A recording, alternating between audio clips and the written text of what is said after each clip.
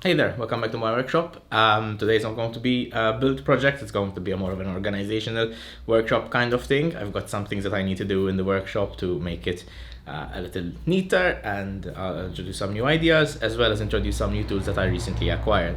Among them is the sewing machine for leather, as well as a whole box of 10D leather tools. They're not sponsoring this video or anything, I just bought the box secondhand. I'm just going to open it and see what's inside, see what's good to use, what's not good to use. I was assured that all the tools that inside of it are good, and I'm sure they are. I just need to make sure that everything is fine and set it up on my desk, on my bench rather. As you can see, there's a bit of an issue. I've got way too much stuff on my bench and on top of the table as well. So I'm going to be reorganizing a little bit. I'm hoping to get the bandsaw down underneath the desk, underneath the workbench. I cleared up over there already, so I'm going to probably put it over there. I'm going to go around, maybe smoothen the top of the workbench a little bit more, because now it's been, it's been a couple of years now since I've done it, so it took a bit of a beating. And I'm going to try and maximize on my space for the workshop. So luckily, since now I will have almost double the working tools, I won't need my portable toolbox, at least not in the shop anymore. I will take it around with me as I go about. I do some leatherworking over at the archery range, at my friend's archery range, so it will still be needed. I will not be dismantling it, but I will find a place to store it where it won't get in the way now. Obviously, it won't be on the bench anymore. And maybe if we have time, I'll make a bit of a box or something for my dyes and threads and find a way, to make it a little bit more neater.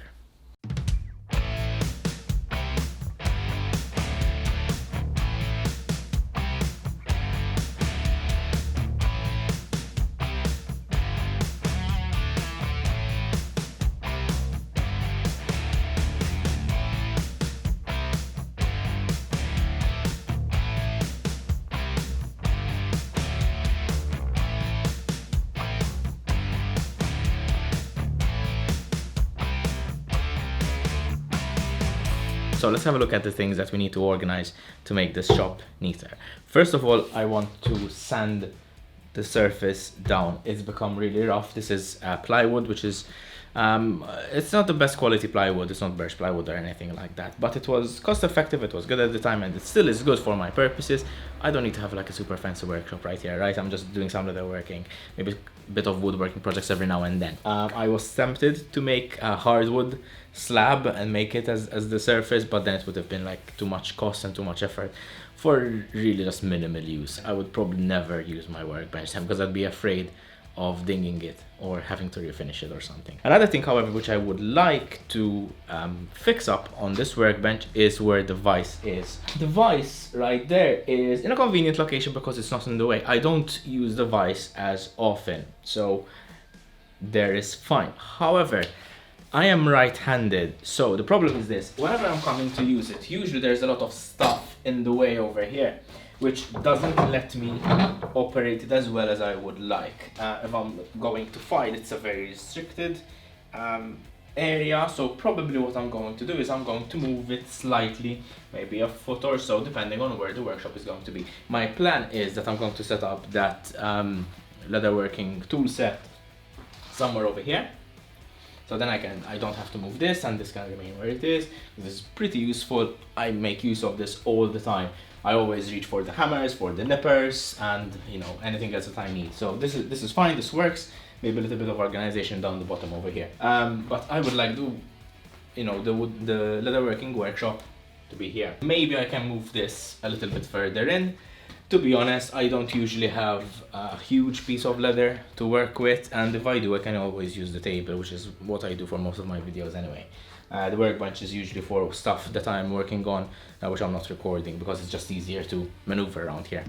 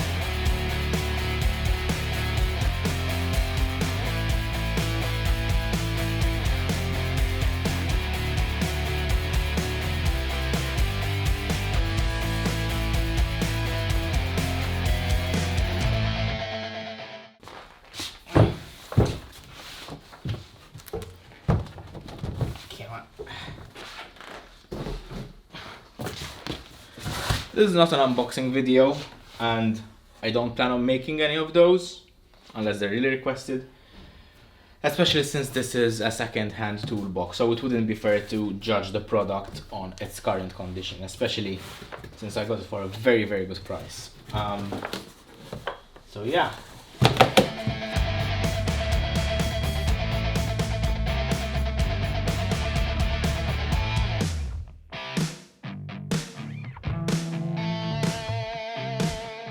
Finally, we have a nice set. Let me get it closer to the camera so maybe it can focus on it. All right. So they're not organized yet and I want to organize them. We've got some X-Acto knives, which I don't think came with the set. I'm not sure.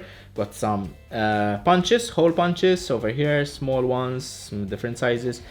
Somewhat of an oblong punch. We have diamond punches. This one seems to be a little bit blunted, but that's fine. I have loads of these, so that's fine. I mean, maybe it can be repaired. This is a flat chisel punch.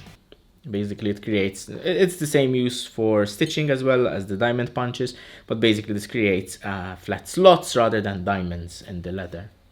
Then we have some setters for snaps and for snaps and rivets and the quick snaps, that sort of thing. Leaves a lot of room for expansion, which basically means that I will be adding a lot of my tools from the toolbox here. Here is the main piece, which is the actual wooden workshop for it. Okay, so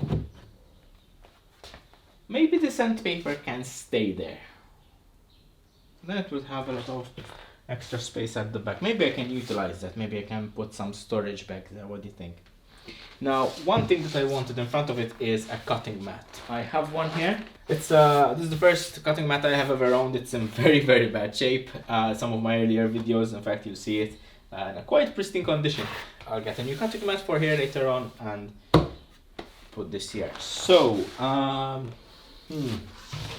what I don't like is that this is a little flimsy. It's got screws at the back and screws at the bottom, so maybe I can just tighten it. Let's have a look.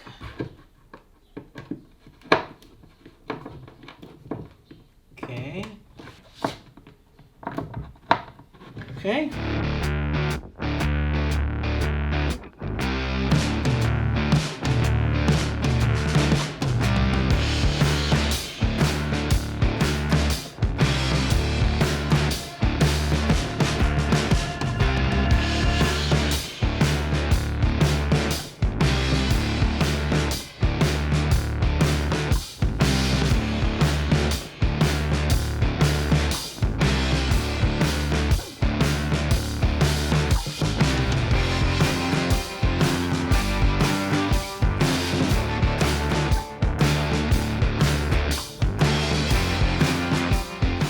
Okay, now for my next step of the workshop, not remodeling but sort of refurbishing, I got a new tool. This arrived in the past few days and this is an Arbor press. Basically, it's a 1-ton Arbor press and it's meant to exert pressure in between here. It can exert up to a ton of pressure and I do not really want to get my finger stuck in it. However, I have already stuck some magnets to the side to keep some setters. It's also useful to keep magnets so you can just stick them at the bottom, and for example, I think this is magnetic. See? Of course this is a bit too big, but if I were to cut down these punches, they can sit in there and I can punch holes with them.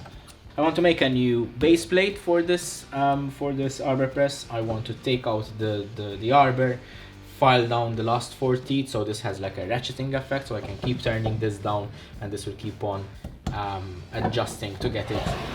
I just need to adjust it to get it to the right position so I can press. What I will do in this video, however, is fix the wobbling. It's not from the table because I've had tools here before and they never wobbled, so it's probably something on the bottom of this. All I need to do is just file it a little bit and then it will come flat.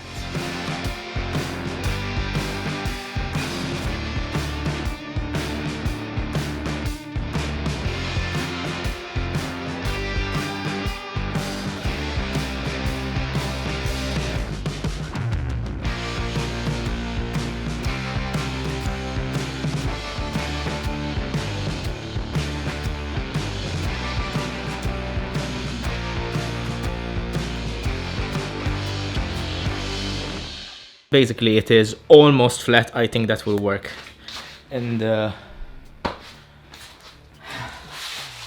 Man, that was an exercise. Hope that will work in the Arbor press. So let's set it back up and see if that makes a difference.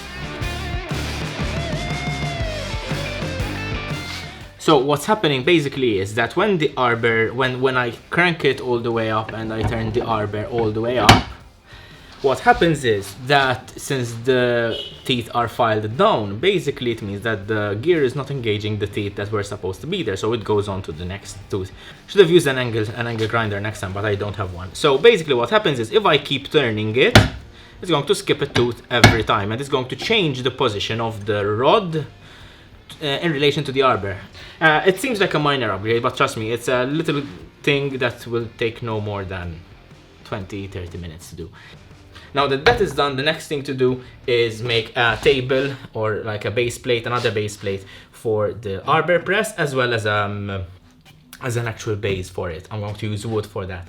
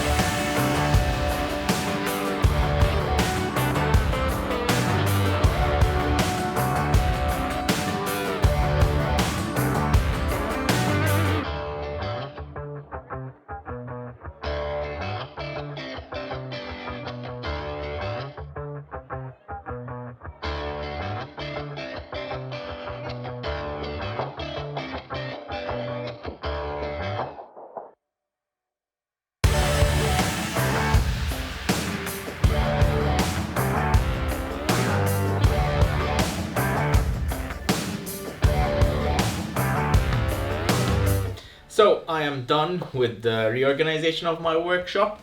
Let's recap quickly on what we've done. I have set up my leatherworking station, which I am very, very happy with.